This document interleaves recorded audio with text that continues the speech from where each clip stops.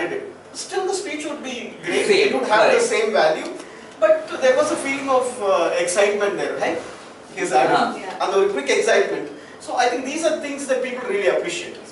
Okay, okay. So, like he said, we really can't predict. Okay. Yes, Srini. I felt those jokes were very important for that speech.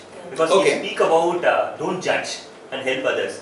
And these are all the preludes for the judging. Why he is judging people, these are all the preludes. And all those jokes were very important for that speech. That's what I said. Absolutely. I was coming to this factor that the idea is, at the end of the day, how you structure your speech and how you put it forward to your audience.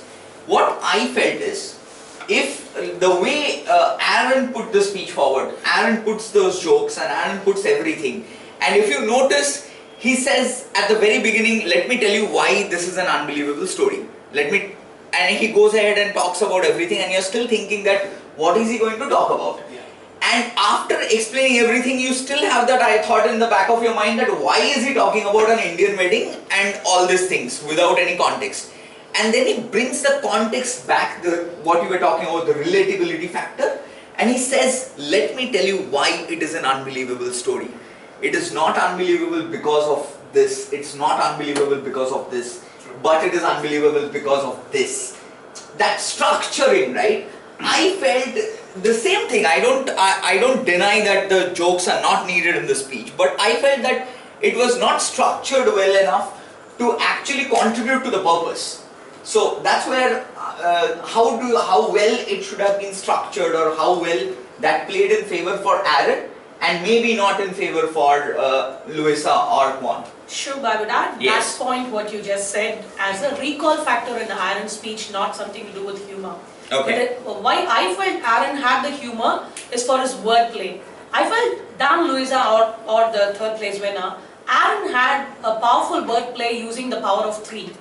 For instance, in a very humorous way. For instance, he says, they pull, I pull, but I hold firm.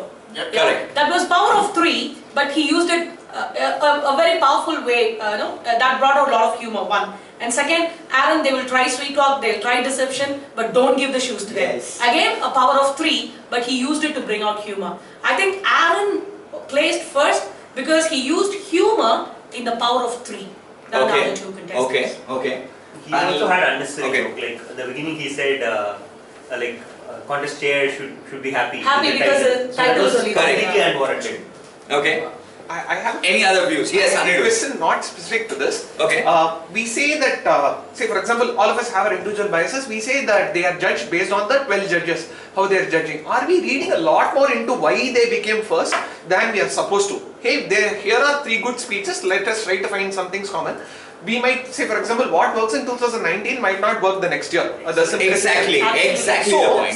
So there are 3 audiences here. One, the judges, then the 3000 audience member, finally the internet. Say for example, those jokes, if your humor comes across as crass, when you watch them online, everyone else online is going to behave the same, but while you're in the auditorium, you're in a different mindset. So the question is, I mean, generally this is probably the answer is no. On what basis do you actually prepare a speech for on all those aspects? Do you focus on the judges? Do you focus on the 3000 audience? Or do you just do it because you want to do it? This has been a question always since the time Toastmaster started contesting. I'm going to quickly take a dig. I'm going to take a comparison into our international presidents, right? If you've seen our international presidents, they're all very different. And I remember vividly, I was sitting across the table from Dan Rex, our chief operating officer, and I asked him this question. I thought I was being, educated, and I was being right-minded when I very subtly, with a lot of diplomacy, asked him. So this year, our president is not as flamboyant as last year, right? This was when John Law from Malaysia had finished his stint, and the guy who came many years back to Chennai and spoke about the peeling of onion, I keep forgetting his name, from Taiwan, he became the president, right? And then John Law was this guy who would go take selfies everywhere, and he would post things, and his Facebook wall was full of memories of people, and he was relatable. Everybody would know who the international president was that year. And then there were a few years when you would not even know who your international president is until the magazine came out with their cover photo, right? So I thought that, I had figured it all out when I asked this question to Dan. And I was trying to be a little diplomatic about it. Dan came back with a big reply. He said, I don't think so. And he said, every year the organization takes the shape of the president. Every president comes with a different view or a character. The organization takes shape around that person. I found it very revealing, and it was like bliss, right? I suddenly took a moment to think that's exactly why we are global, because we have people from different regions and countries. That's exactly why we grow in different paths every year. One year we're doing very well with strategy. One year we're doing very well with marketing. One year we're doing suddenly good with expansion into remote countries, because that particular leader who came up to the top had a vision that the entire organization observed. What I'm trying to relate to the International Speech Contest and to that is, every year the trend is changing in Toastmasters International, and the trend is changing because of that one trend setter. So when it comes to anything else in the organization, it's the international president. When Balraj was there, it was all about PR and marketing and all of it. When Deepak is here, it's restructuring and it's strategy and making sure we have more money in the kitty and all of it, right? So every year when someone goes up and becomes the world champion there, they change the trend. The 3-story aspect that has quickly changed to a 1-story now because of Aaron Beverly will continue to be on there until someone changes it into 5 stories. So you like it or not, you adapt yourself immediately into it. So the next time we're going to probably be mentoring someone, if they come with 3 stories, we will like, that is 3 years back. Simple story. Come back with 1 story now. Right? When Manoj Vasudevan spoke, I was one of the people who thought, okay, you don't know, super speech liye. But then he set the ball rolling for the next 2-3 speeches that have come after him. They were all shaped very similar to what he did. Simple stuff, simple language, no flamboyance, no big articulation. So it keeps changing, right? I think what you need to really observe is that standard has changed, the trend has changed, it's become viral now. Continue on to it unless you can become a trendsetter. Answering your question, Ani, do you know you're going to set the trend there? I don't think anyone knows. But if you win, you've successfully changed that trend. Correct. True. So we can all agree that at the end of the day, we cannot say this is a formula that makes a champion, right? But there are some things which definitely works. Like you said, you have to have some humor at least to have audience and a light mind. One thing which we don't look at, and we have seen this work at a localized, we have personally seen this work at a localized level, and we this year saw it work with Aaron. What are the other factors, right, before and after the speech? And this I am specifically asking to Jayan because we have seen you do this with Karthik, and Karthik has become the district champion, right? Before I go to district humorous champion, before I go to you, I'll ask Karthik specifically, how much did doing all those things, going and talking to people before, going and talking to people just after the semi-finals, before the finals, how much did that actually contribute to you winning that speech contest in that year? And similar things we were seeing from Aaron also, right? This time he was posting a lot of things. He put up a lot of social media, he did a lot of social media presence before his speech. And we did not see the other two doing that. I'm not saying that's a deciding factor, but how much did it help in your contest? We mean to say that familiarity. Yes, yes. So that is one of the marketing things. So that's what I told in one of the education sessions. Like in Basha, the dialogue will be there. No? Who hit him admitted in hospital? Like in the blood, everywhere it has to be. The very has to be there. No? The same kind of marketing strategy. Jayan has got that. Yeah. So the day before finals, right? I was walking along everywhere to all the Sri Lankans to make sure I am familiar to them. Definitely. See, even the specific things like the lungi, the color of the lungi, the color of the shirt, Exactly. he suggested red, yellow, some dark, like bright things. And when we got down from the car, I don't have the shades. I forgot the shades in the hotel, and he brought his shades and gave it to me. Go, don't remove it. Walk around. So all this were helping me when I went on stage on finals, and when I asked this question, Osa Kohoma the Yandume, there was a Sri Lankan like Shua Rudesh. He was, oh my God, that's why this guy is doing it. You can connect it immediately. So that is familiarity factor. That's what even in education I'm telling, go early to the conference, give them chikki to everyone. So I'm not saying this is the winning formula. People will not have judgment for you. For 30 seconds there will be always judgment. Why he is doing this, all that. So judgment will not be there. When you go on stage, yeah, I know this fellow, he gave a chicken. So that is what you have broken the crack between you and your audience even before you have come on stage. As simple as that. That helps. Jen, little more light on this. Obviously, I will buy that point. Sold by you. You sold that point. So I buy that. So the right Okay. Aaron specifically, I was noticing, if you are friends with him, you will notice the way he drove the people's mindset on social media towards the speech, towards the contest. He didn't sell himself, but he was trying to be quite truthful about the efforts that he's taking, and he was trying to tell people that, look here, there was one post where he spoke about being awake till 3 a.m. and then preparing for the finals round and all that, right? Like, I'm getting impressed with that, but at the end of the day, it doesn't help me because I'm not the judge. Correct. So yes and no. But imagine there is a school annual function. Like for example, Viji is a mother, Arjun is her son, and out of 100 students who are performing on the stage, when Arjun climbs on stage, she has a special excitement. The moment he climbs on the stage, the rest of them won't because they don't know who he is. The motherly instinct is there. And for example, his Arjun's sister would have had the same excitement. The father would have had, the grandfather would have had. So it is all about, hey, I know that person and I like him. That liking can be a small interaction that you had, right? So I think it is very important in the minds of the people to like you even before you start. What happens is, even if you do subtle mistakes on stage, I will ignore those. Otherwise, as a stranger audience, I am throughout judging you. Exactly. I like this point, I like this point, I don't like this point, I forget all the good points that you just said before. True. And that is going to stay with me because negative things stay on your head. But if he is a person that I like, I ignore that as well. It's okay, go ahead. So that kind of liking, and if the judges are like that, there are some extra points. Some extra marks, definitely. I think on the same lines you were saying. I keep saying the same thing, right? Out of sight is out of mind, especially in an organization like Toastmasters that is rapidly changing every year, right? You don't come to conference for 1 year, so many things have changed. I missed one ovation in Sri Lanka recently, and I'm like, when did this change? When did this habit change, or when did this ritual change, right? I'll tell you a very striking thing. Dhananjaya used to always compete in district conferences, which means he was relevant, which means he was always in sight, but he still did not have the people appeal. From there to a Dhananjaya who went on stage in Malaysia and had 150 of Sri Lankans who flew in there with flags.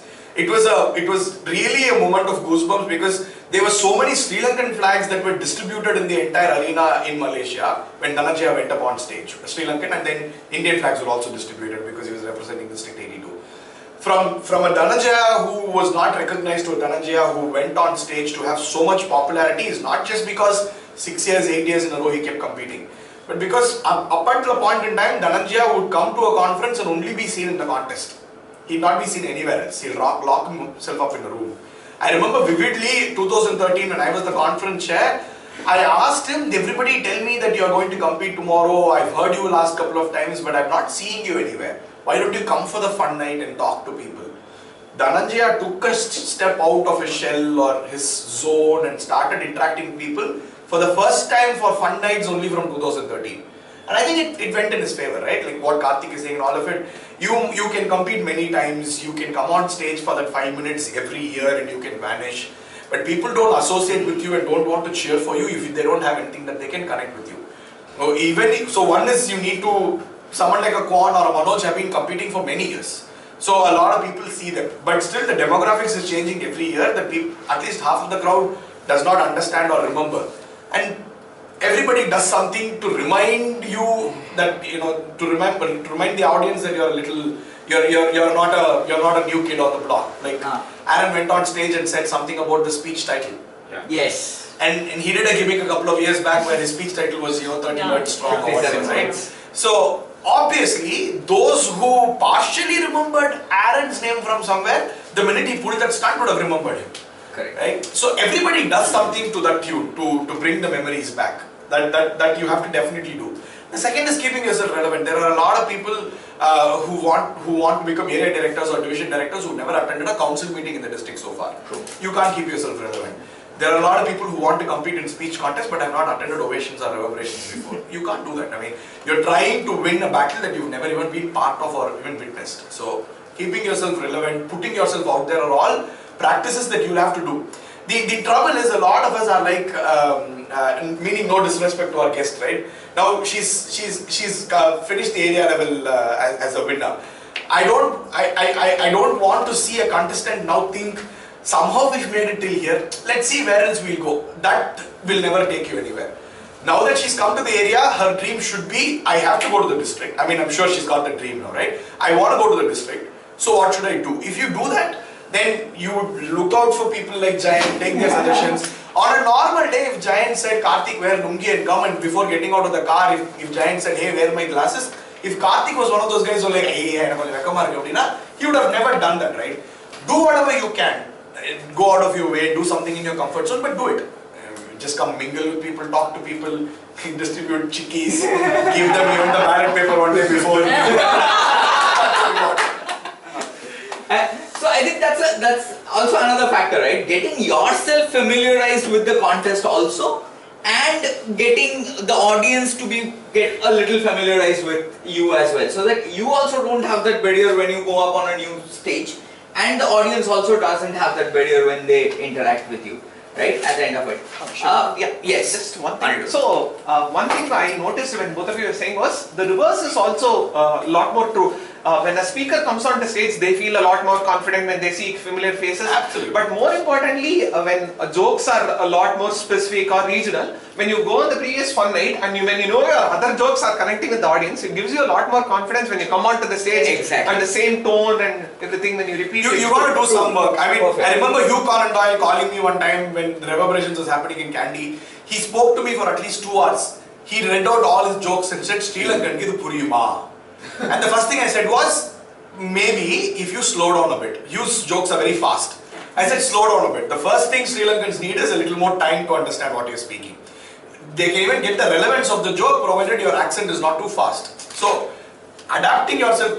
Keshika and I did this. The year that she was on stage, that we were all there early. We sat there and analyzed the audience saying, we see so many people from so many countries. Do we have to slightly modify something in our speech? We did that morning, 1 hour before the contest, the World Championship started. Me and Keshika was standing, I was a +1, sitting right there in the front, you know, just saying, come on, you can do it and all of it. And she's like, Anna, she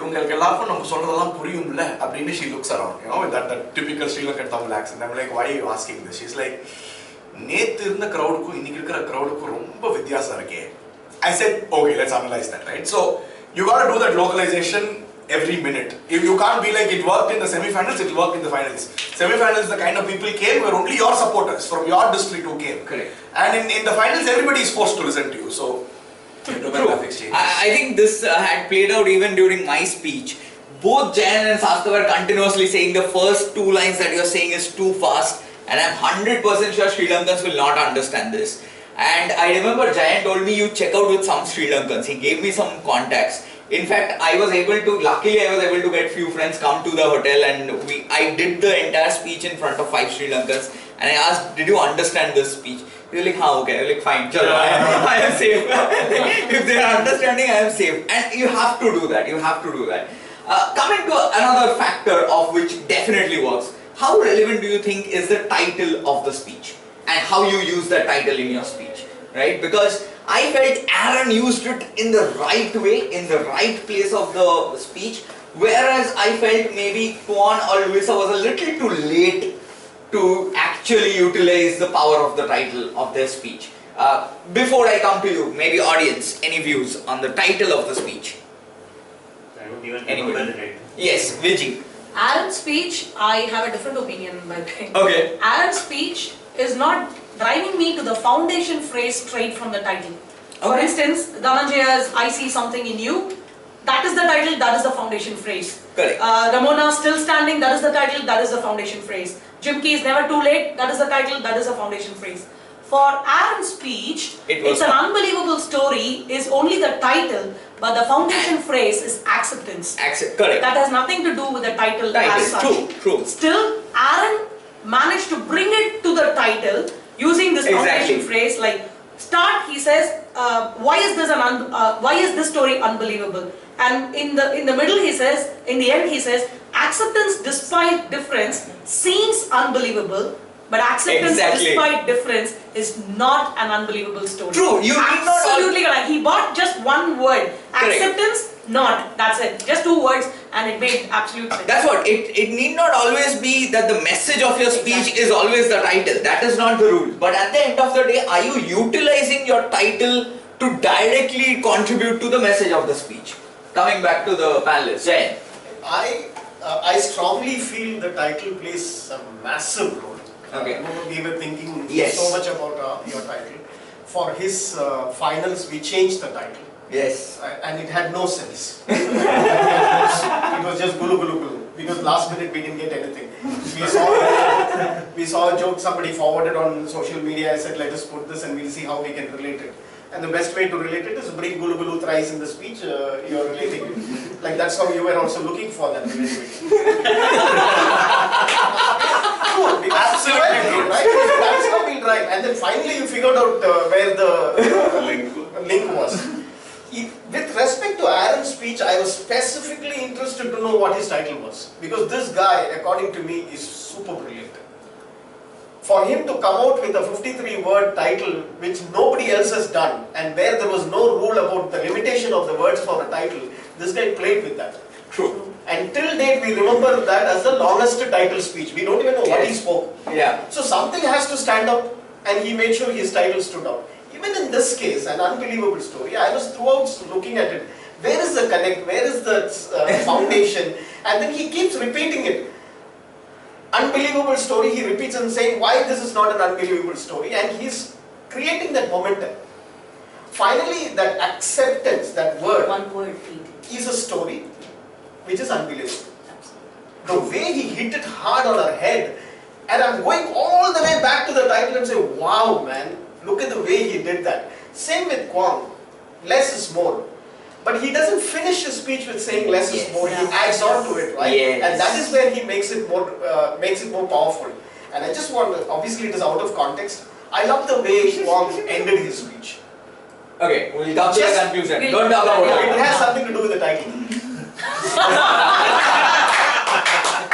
I have to, right? So, This is a jump. Yeah. Okay. you didn't see the speech. So you will But talk I'm about sure it. most of you saw that speech. Okay.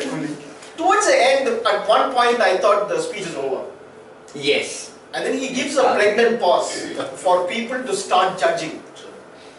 And then he comes back at the audience saying, don't judge me for what I'm right to. I think that is what got him the top 3. I'll pause you there. He is saying that that's a positive thing, right? But Sasta, who would have gone to the international stage, gone to the international conference, or Vijay, who knows a little bit more about how judging is done, don't you think this is a little negative that there are two conclusions to a speech? Judges might take that as a factor? I don't agree with what you're saying, because let's try and remember what we've spoken, right? One day before your winning speech, I mean your speech that won your place in Ovation, I remember telling you, let's have a plan B in this spot. Yes. If in this place you say this, you want to evoke this kind of a reaction from the audience. If that doesn't come, have this as a plan B. We had that, right? Yes. Someone like Sham has a lot of plan Bs in his speech. What makes him really like a astounding speaker is he's got 10 different places where he's got 3 different plan Bs, and he's able to pick that on the stage depending on where that speech is going. So I think forget judging, forget the audience, forget the speaker. Everybody has to have the idea to have a choice when you're speaking something.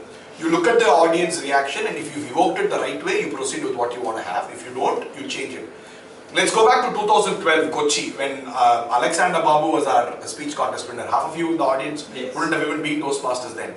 Me, Harini, Prasanna and Karthik Srinivasan, I think Jain, we were all, you know, Jai was on it. Karthik Srinivasan, 4 of us are sitting in a hall and we have a big problem in front of us. Alex had 2 different versions of his speech. Which version should he speak? He gives us both the speeches. And then we are thinking, which one is better to go on stage? This is Alex's winning speech, the speech that made him decide forever that he'll quit Amazon and go into stand-up comedy, right? That speech. And then Karthik jokingly says, if you ask me, I would want you to mix both of these speeches. We're like 1 hour before that. That finals happened after lunch. Okay? The finals itself happened just before lunch or something. 1 hour before that, we're sitting and we're taking this decision. He said, okay, I'll do it. And I said, I'm going to add more complexity to it. It's not like, you know, first half from here and second half from here. I want you to take this part from here, that part from this from that from this and mix it. He did one even better. We decided that he'd take 3 parts of this speech and 3 parts of that speech in an order and mix it. He went on stage and mixed something else. But it was from 2 different versions of what he had spoken so far. He had that mindset. He had that moment spur to take the decision. He saw the reaction and he was able to change it then and there. I think that's essential for a speaker, right? I mean, if you've got to that level where you've immersed yourself into that script so much that you can look at the reaction and change it, and that's why your table topics come in and all of it. Yes. I think that's a winning